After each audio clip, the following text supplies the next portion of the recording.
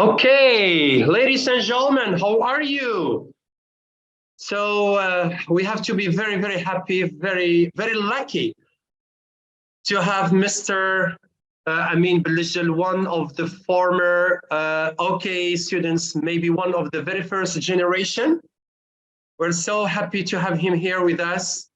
Mr. Amine has decided to dedicate some of his precious time to high-up students, to speak to them, to share with them his experience. We are going to be into different classrooms, plus many students who are online. Maybe the number of the students who are joining us tonight is more than 100 students. All of them are so excited to watch Mr. Amine Bellajdel from California, so from San Francisco. If you're still there, Amine. Yep. All right, so we're so pleased. We have two moderators. One is Akram in one room, and another one is Mr. Mohammed. We call him Zoro. He is in another room. And I'm going to try to help the students who are going to be online. Mr. Akram, can you start the moderation, my friend? Ladies and gentlemen, I welcome you tonight to our High Up Elite Meet event. Tonight, we have a special guest. A mighty engineer from California who graduated from Berkeley and has several work experiences in the technology sector. He has been working in the technology sector for many years and has gained extensive knowledge and experience. He has been working on many different projects that have been successful and has been recognized for his industry. We are honored to have him tonight as our guest to share with us his insights and experience.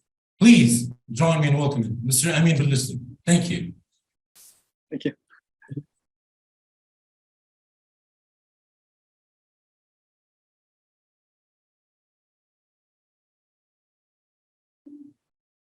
Do you guys hear me? Yes, sir, we do. All right, fantastic. Well, Bismillah ar-Rahman ar-Rahim. It's my pleasure to be here. And so Professor Khalid allowed me to break the rules and speak in Arabic for 2 seconds. I just want to tell the students Eid Mubarak Saeed وإن شاء الله يتعود عليكم بالخير والبركة ويبلغكم المراد ديالكم وكل ما تمنيتوا اللهم آمين. So going back to English mode.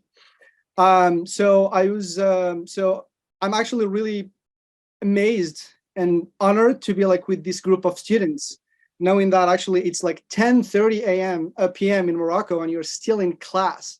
So that tells me a lot about like what kind of people are you, like hardworking students who are like really diligent and like really put in the work and the effort to really like be really excellent. And I also want to say a couple of words about High Up.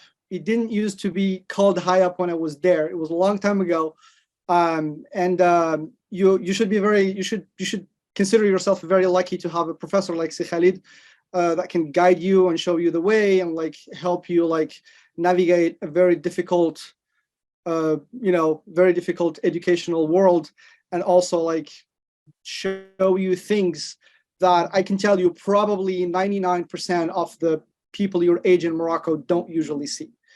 So with that, I'm gonna just start the presentation. I was asked if I can make a very quick presentation about AI. And so, by the way, by no means I'm an expert in AI. I have done AI projects. I have studied AI, but AI is a really, really big field. So I cannot pretend to know everything about it. I know some things. I have friends who are more specialized, and I talk to them all the time, but I follow the industry very, very closely. So like I said, AI is really big, and it has a lot of like subdomains, but the big ones that I'm gonna talk about are the 5 ones that you see on the screen here. So one of them is computer vision. The other one is generative AI. Then we're gonna talk about structured data and then language models. And then I'm gonna touch very quickly on something called AGI, which is artificial general intelligence. I decided to start with computer vision because it's the one that I love the most. So basically computer vision is basically giving eyes to machines and giving eyes to computers for them to be able to see the world and perceive the world in the same manner that humans do.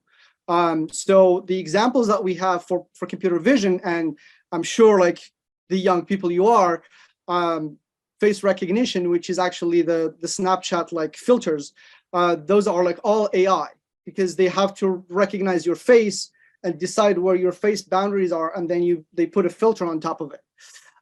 So that's face recognition. We have other things that we can do with computer vision, which is anomaly detection.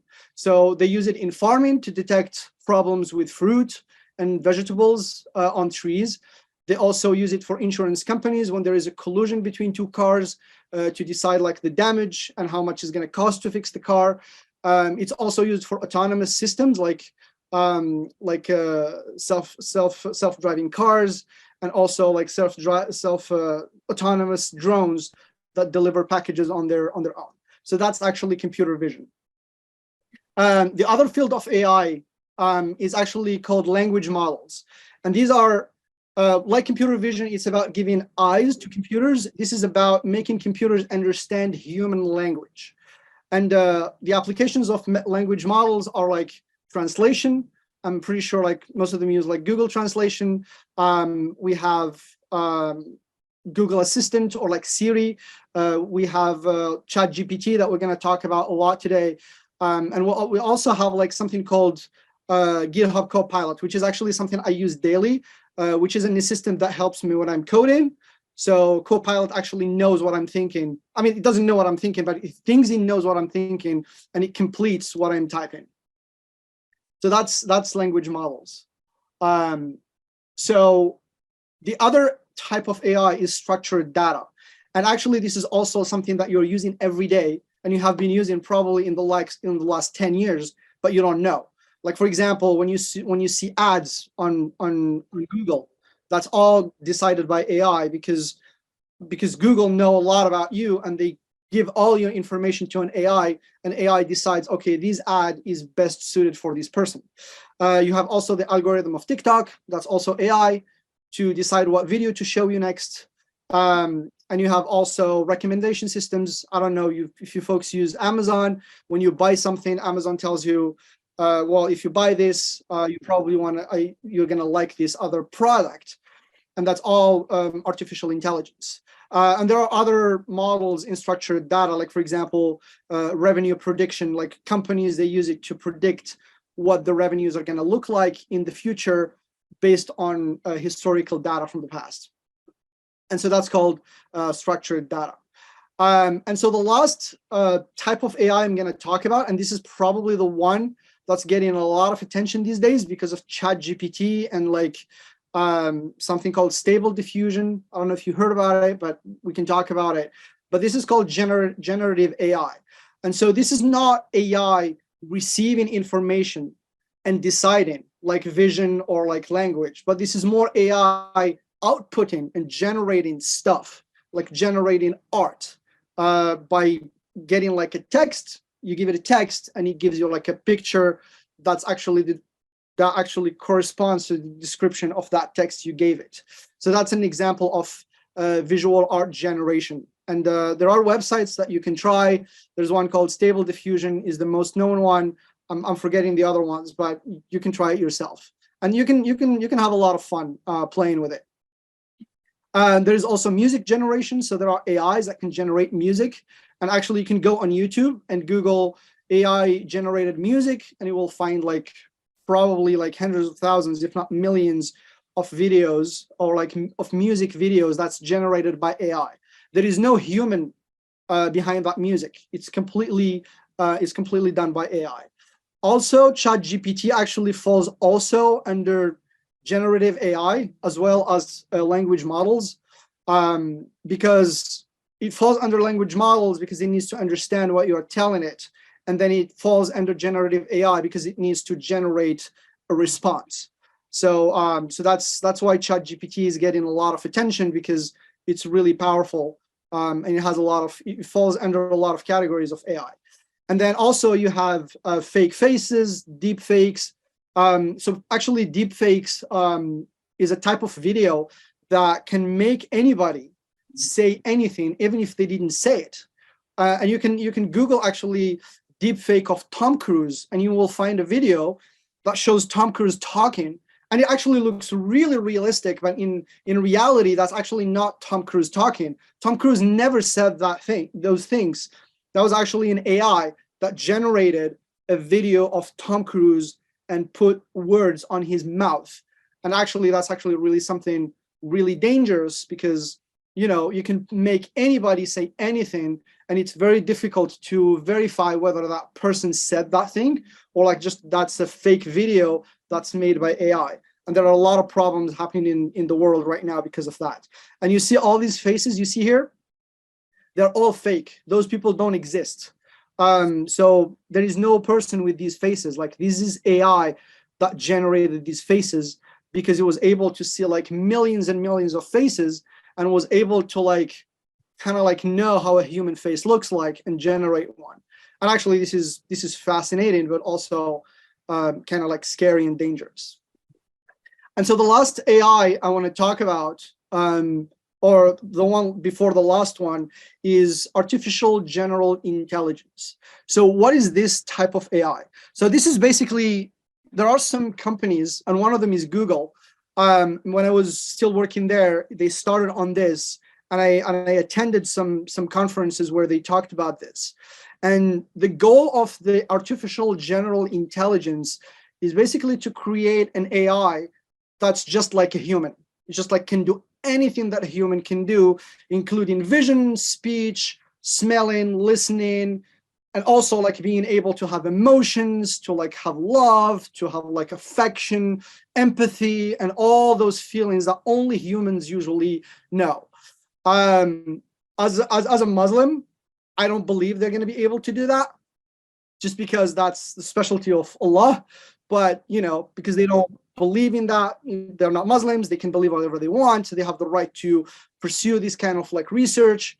And so they're trying to do this, basically to create another super intelligence that can be just as intelligent as human.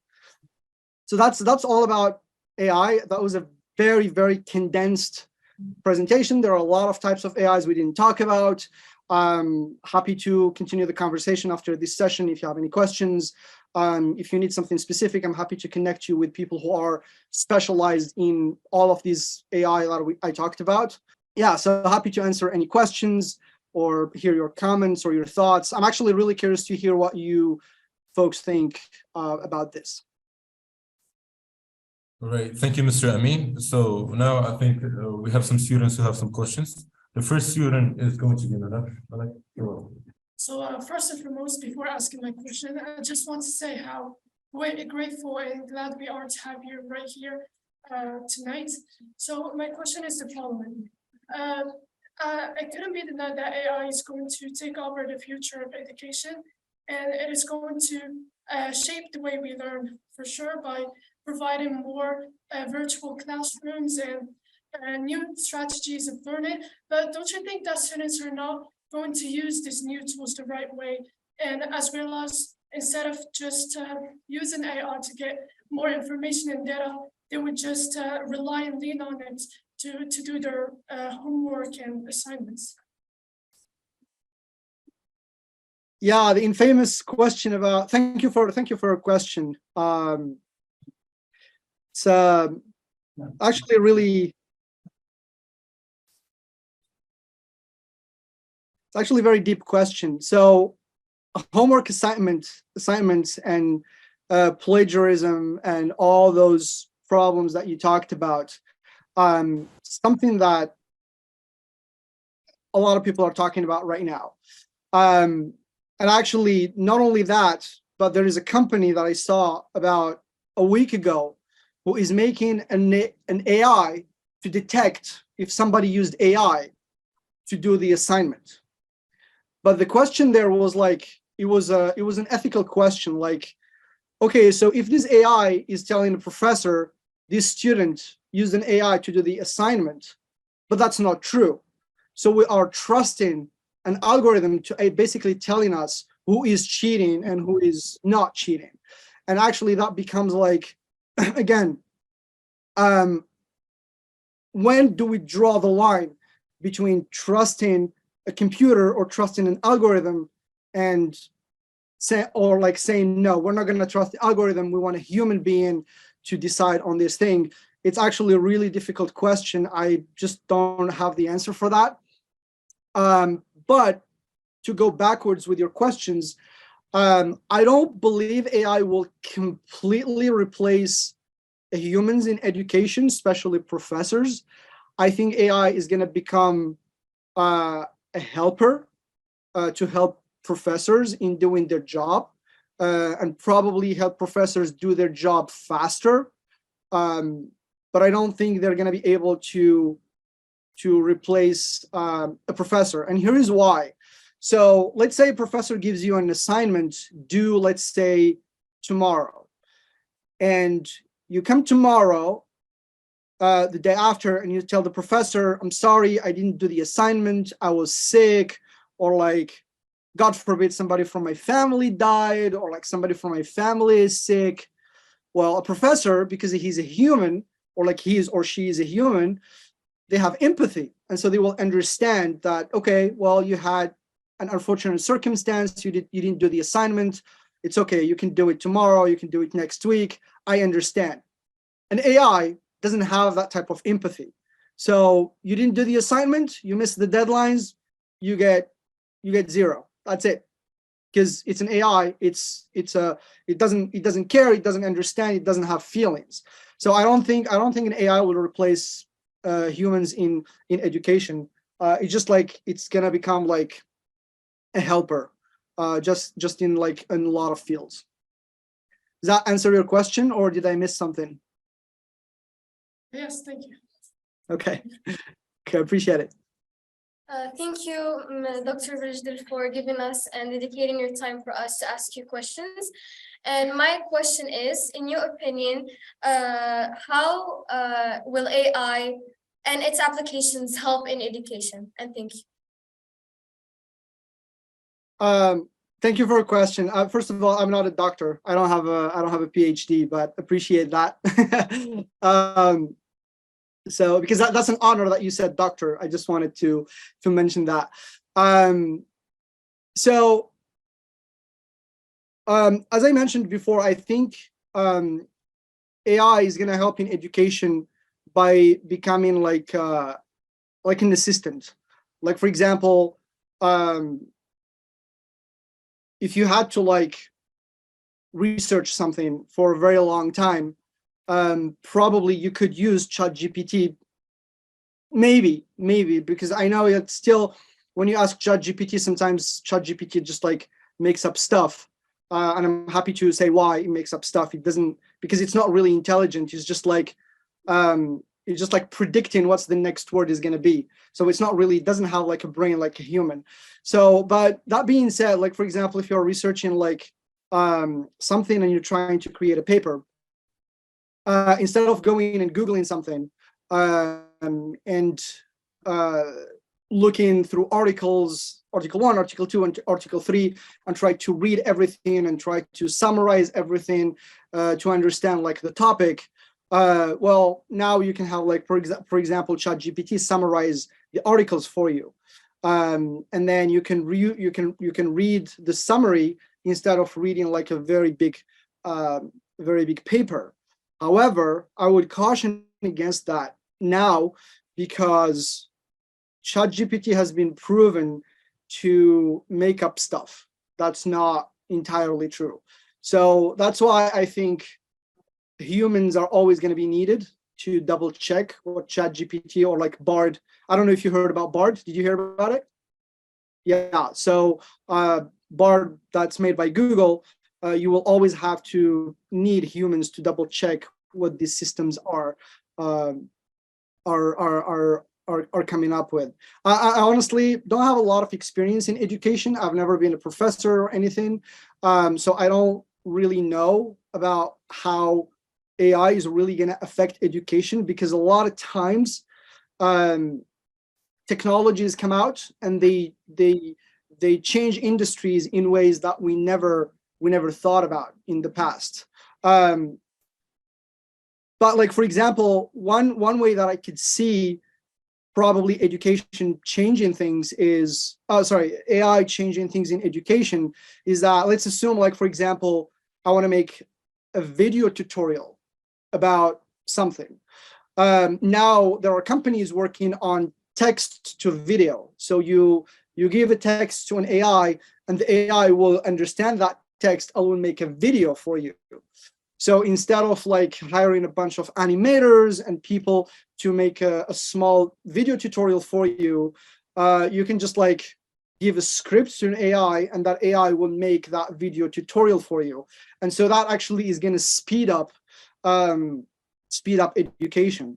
And also, like, I want to mention, like, you know, when Gutenberg invented the printer, he never thought that the printer is going to change Europe and the West forever, and humanity. And so people who are working on AI today, I can guarantee you that they're going to change the world in ways that we don't really know already. Yeah. Thank you. Thank you for your question. Appreciate it. All right, so we go to the online students. So we have Mr. Yusuf Al-Zimani. So Mr. Yusuf, the floor is yours. So hi everyone, Eid Mubarak. Thanks a lot, dear Amine, for your like explaining us and giving us those informations. So many IT experts, including Elon Musk, are doubtful about AI, especially ChatGPT that is going so fast. As for you, which side you personally and professionally support? Are you for or against? For or against what? ChatGPT. I honestly, so saying like, by the way, thank you for a question. I appreciate it. I mean, I can put myself at the level of Elon Musk or like all the experts that spoke about that. And I don't think we should be thinking about ChatGPT or any tool if we're against it or for it. If asking a question like that is the same thing as asking, are you for a computer or against it? A computer is a tool. So you can use it for good and you can use it for bad. And so I think ChatGPT is a wonderful tool. I think it's going to be used for a lot of good things. And I think it's going to be used for a lot of bad things. I am for using ChatGPT for the good things, and I'm against using ChatGPT for the bad things. And I think we can keep it at that. Okay, thanks. Yeah, thank you. My question is the following: from his standpoint as an IT engineer, do you think that AI and AI chatbots will take over as quickly as the internet did when it was introduced? They're going to take over faster. So I don't have the charts handy. Oh, by the way, thank you for your question. Appreciate it. And thank you for being here for learning and stuff. So the internet, so we can go even further back to the radio. So when the radio came out, it took many, many decades for it to reach mainstream. And then there was TV, because when the TV came out, can you hear me? Yeah. So when the TV came out, it took like also decades to reach a million people, because people had to go to the market and like buy a TV, and it took like time. It needed money and stuff. And so the same thing happened with the personal computer, but because a lot of people had the personal computer, internet took off faster than computers.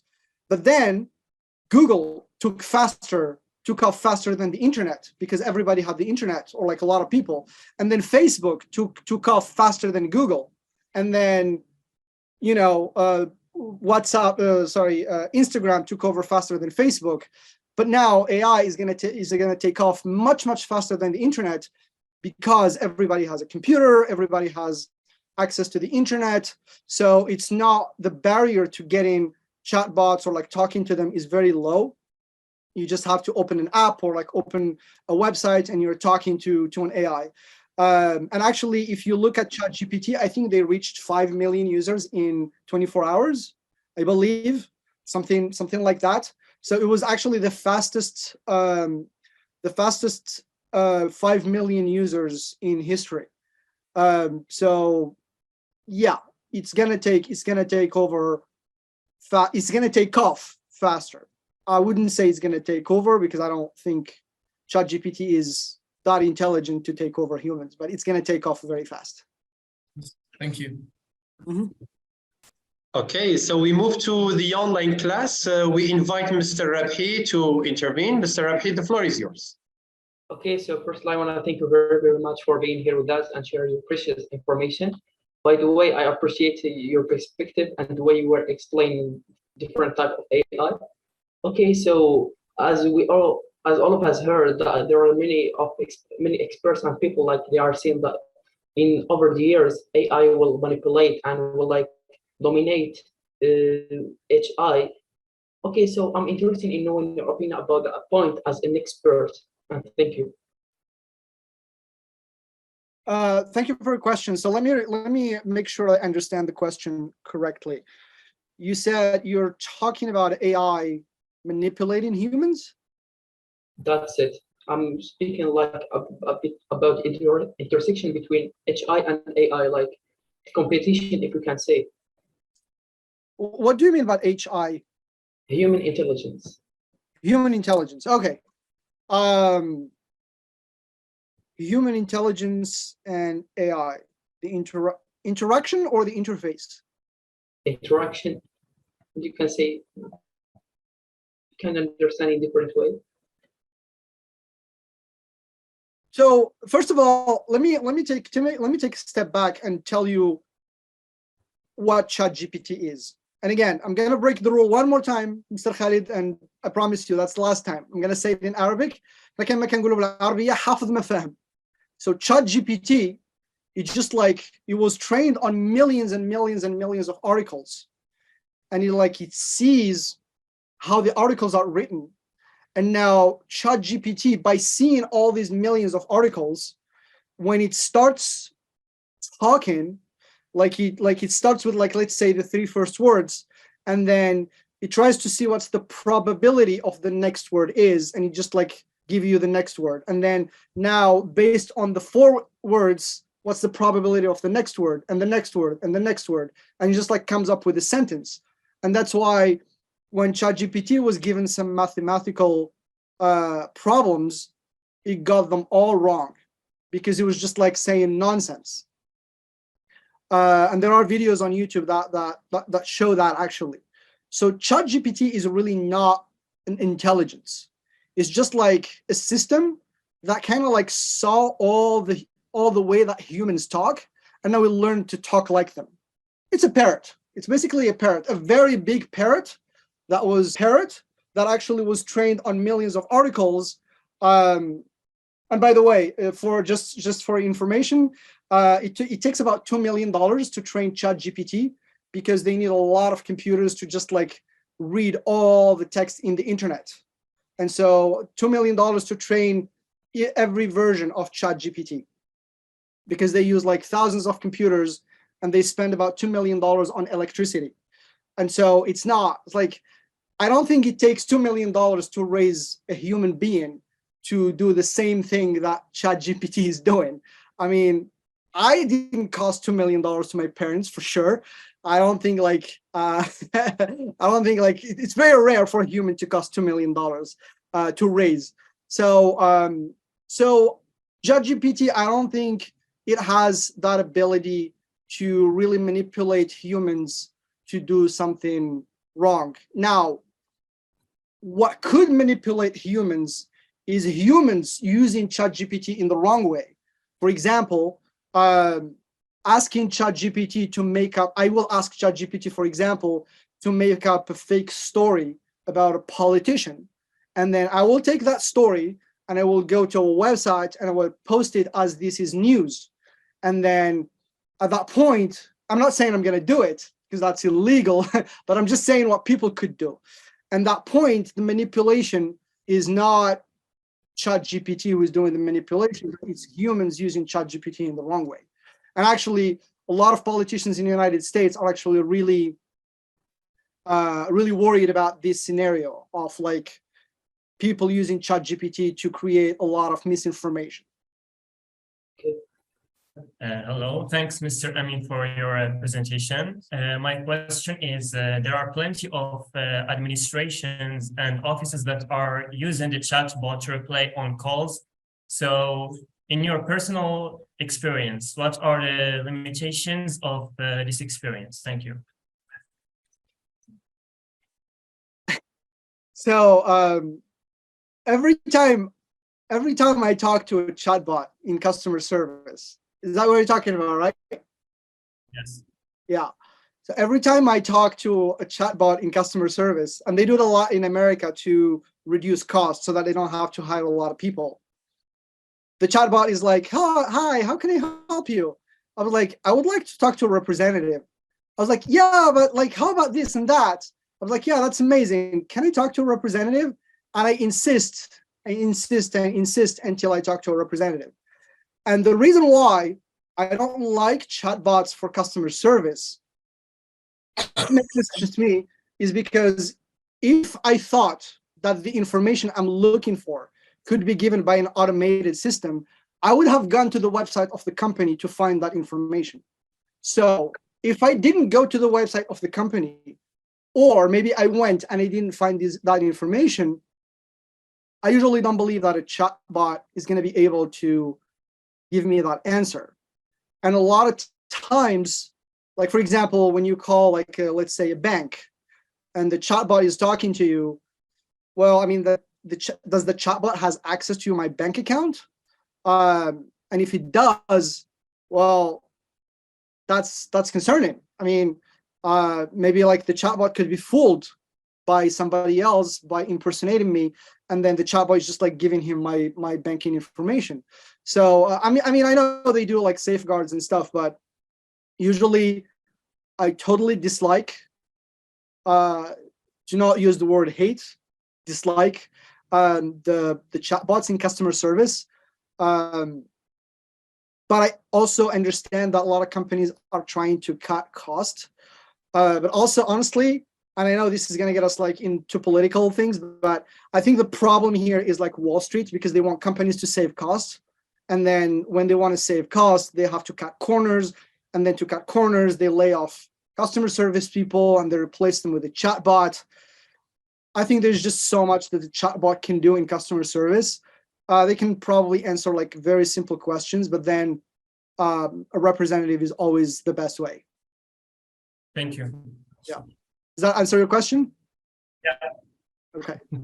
Thank you so much. So maybe we have to go to the online class, but I want to ask Mr. Amine's permission. Is it possible that we can add some minutes, because as I promised you, we are going to finish at 11 and now it is 11:09. No problem. It's okay. Yeah, I can have like half an hour more. Oh, yeah. perfect. Thank you. Yeah. So first of all, thank you. Yes. So first of all, thank you for being here. It is a true honor. And for my question is about more about creativity, because we have seen that like ChatGPT and AI in general kind of hinders our creativity and makes us always take the easy path, which like doesn't help us promote our creativity and innovation. So do you have any solutions for that we use AI in a good way, and that we become more creative, more innovative, and more critical thinker in general? So thank you for your question. I'm just trying to process what you just said about AI kind of like stopping and putting a lid on our creativity.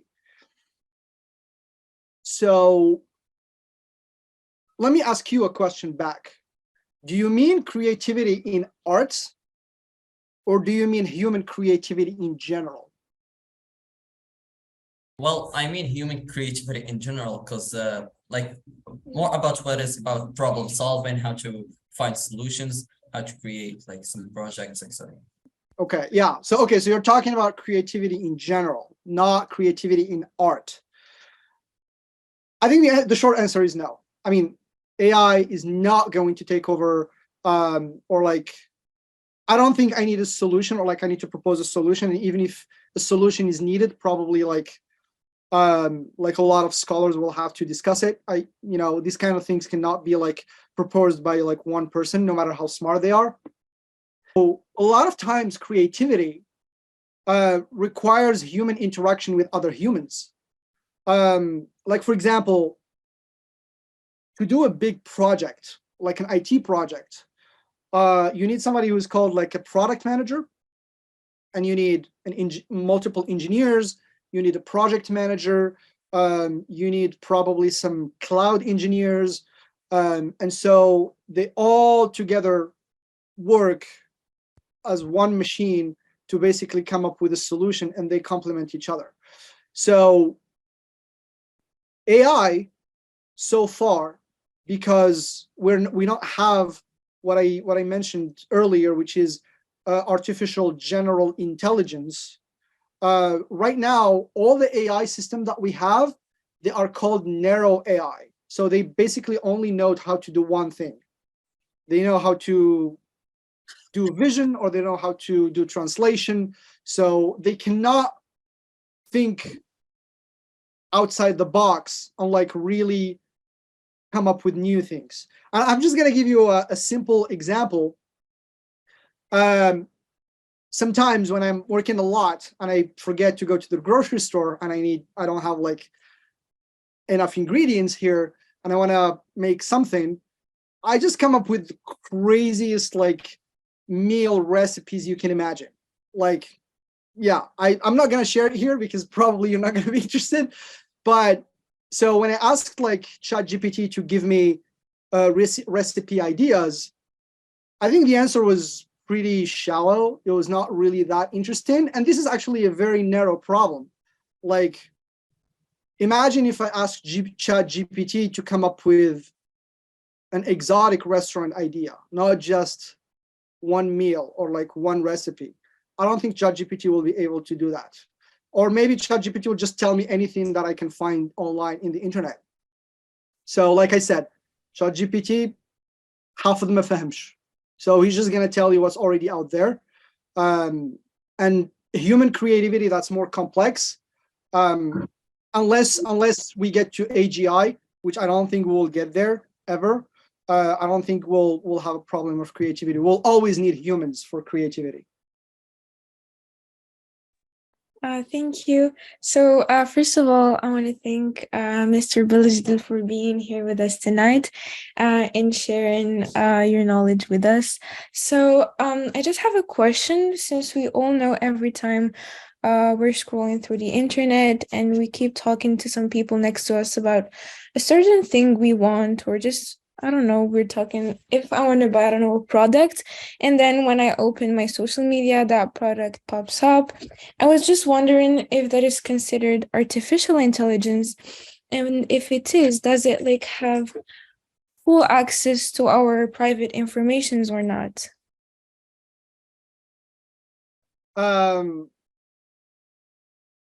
Okay, so thank you for a question. I'm just trying to process and remember stories from when I discussed this with some people that work in advertising.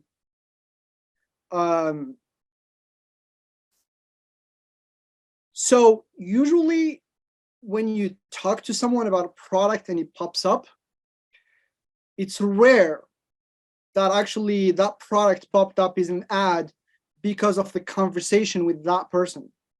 It's probably because of something else you did that's related to that conversation that you didn't realize that you did, like a Google search, or like something related to that, or like you looked a similar product, but just because it was on your mind and you talk to that person and then it pops up, you think that maybe the phone is listening to you. That thing you talked about, it was top of mind, so you did a bunch of things that led to that ad being seen. And so to answer that question, whether that's AI or not, usually that's yes, there is AI component to it, because the way mostly Google shows you ads is by getting all your information and putting it through an AI and then that AI puts you, and I know this is going to seem terrible, but puts you in a bucket, not as a human, but as your profile. It puts your profile in a bucket of similar people that actually have similar interests to you. So like, let's say you are age 18, you live in Berkane, probably Google knows that you drive a Corolla, and probably Google knows that you go to Hayap. And so there are probably few hundred people like you. And so Google puts all that information through an AI, and that AI decides, so I've seen people like you liking this product, so I'm going to decide to show you that product. So it's kind of like, it's called clustering. So they put people in clusters that are similar to each other, and then each cluster has special interests. And so when a new person comes in, Google decides, okay, so this person, depending on the information we have, excuse me, so belongs to cluster A or cluster B or cluster C. And then cluster C sees special, like a bunch of ads. And so since you joined cluster C, then we're going to show you these ads. If you joined cluster A, they're gonna show you different ads, and so on. So yeah, so there is AI in that, and you can Google AI clustering algorithm, and you will find that. Thank you so much.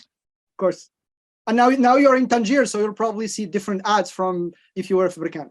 Yes, exactly. Right. Thank you, Mrs. Zina, for your question. Now we move on to Mr. Khadawi. Hello, sir. We're very honored to have you here with us. My question is the following. How can I trust a doctor who based his education studies on the use of AI?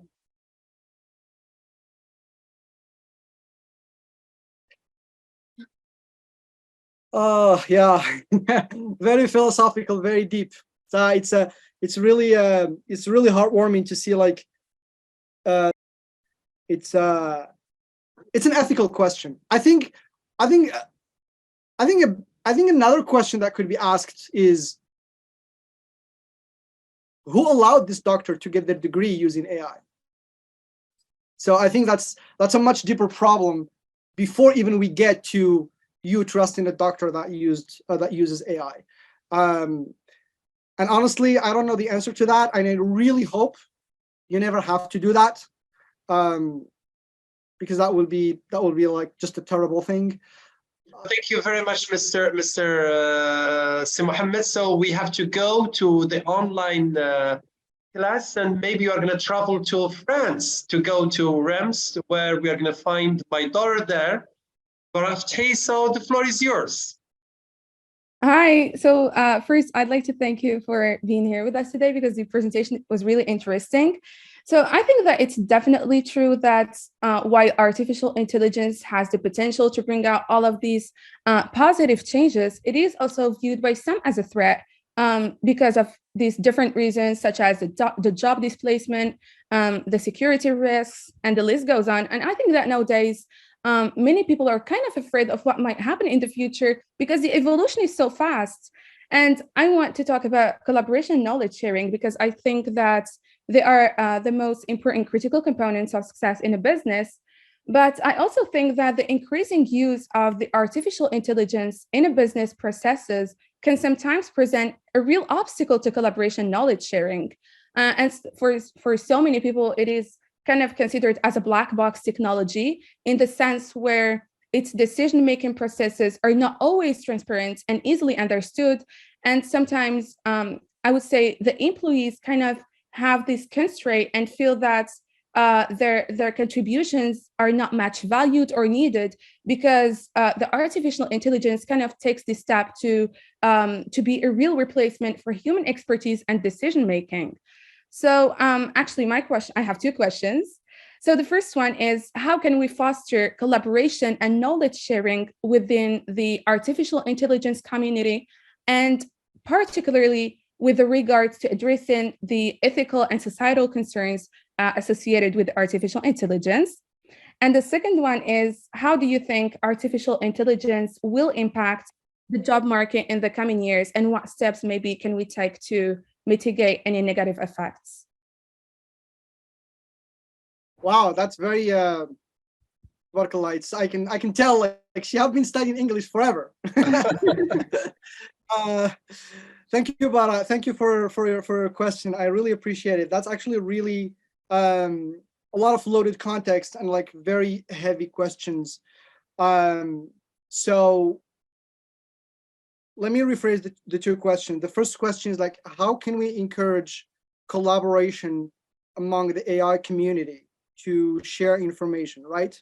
Yeah, along with the ethical and societal concerns. Only that or only technical? Both. Okay.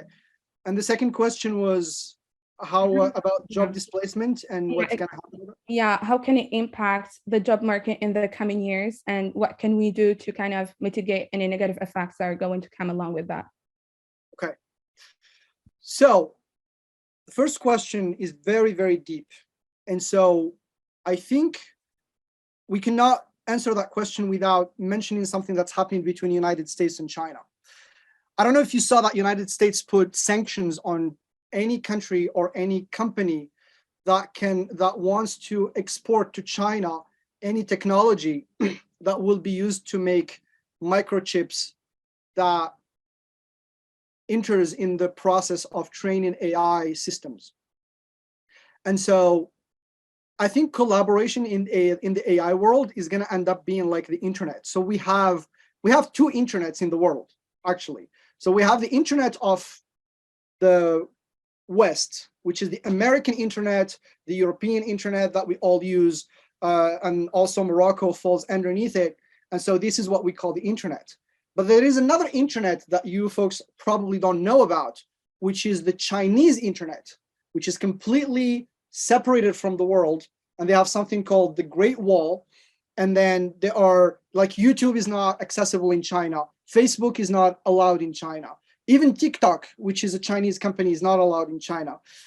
So they have their own YouTube, they have their own Twitter, they have their own Facebook, they have something called WeChat.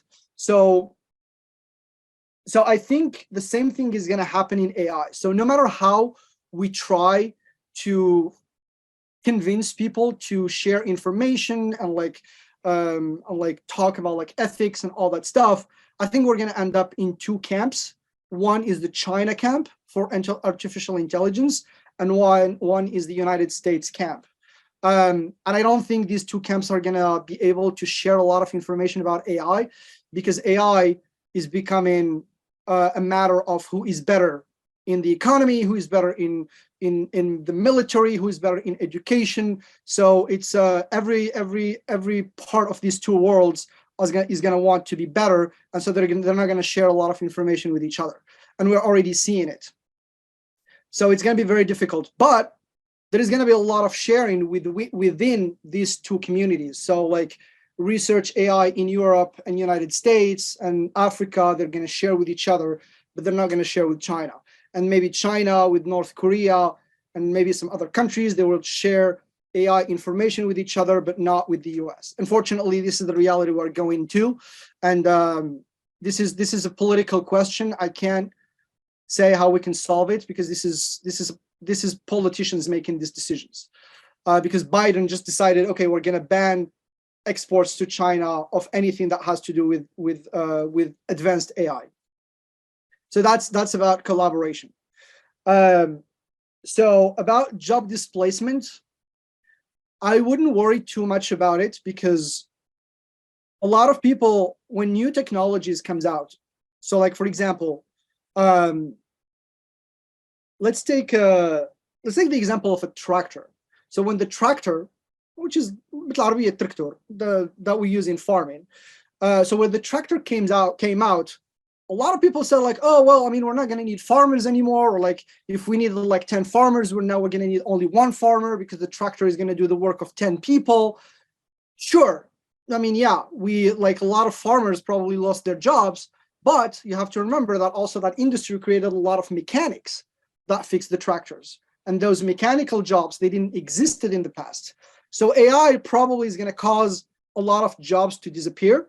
And I have seen 2 days ago, a marketing company that said we're going to lay off all our copywriters and just we're going to use ChatGPT to generate marketing marketing copywriting and text.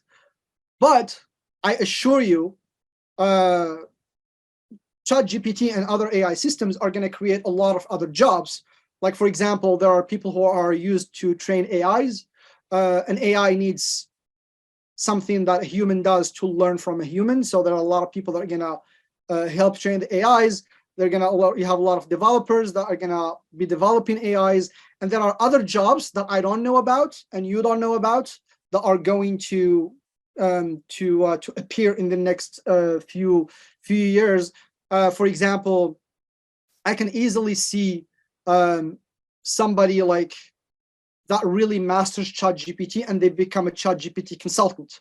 So if you, instead of you like learning ChatGPT for some time to know how to use it, you can just hire a ChatGPT consultant who knows how to interact with ChatGPT in a very sophisticated way that it will take you a long time to learn. And so yeah, so there are going to be a lot of job displacement, but there are going to be also a lot of job creation. Thank you very much. Yeah. Okay, I have to say I'm very, very sorry and so sorry for our friends in different classes and online because time's up and I'm sure that Mr. Amine has a lot to do. So what time is it right there, see Amine now? Time is well, it's 4:34 p.m. So and I'm outside. That's why my voice is a little. Oh, so I cannot drink water. Yes, we're so sorry, Amine. And I'm very sure that just when finishing the session, I'm going to have the students in my office. They're going to insist on having you again, because I believe that the time we have spent with you is just, I can say just amazing, just super amazing. And we got a lot, personally, I got a lot from what you have been explaining, that I'm very sure that the students are going to use all the information they have acquired through the different questions being asked in their projects, because they have a lot of presentations about the AI and the use of ChatGPT and other stuff. So they're going to show a lot the coming weeks. So just on behalf of the students, the staff, the family, everyone here, I say thanks a lot for dedicating your time and for the time that you have devoted to us. Thank you so much, Asi. I mean, I don't find the words. Thanks a lot, my friend.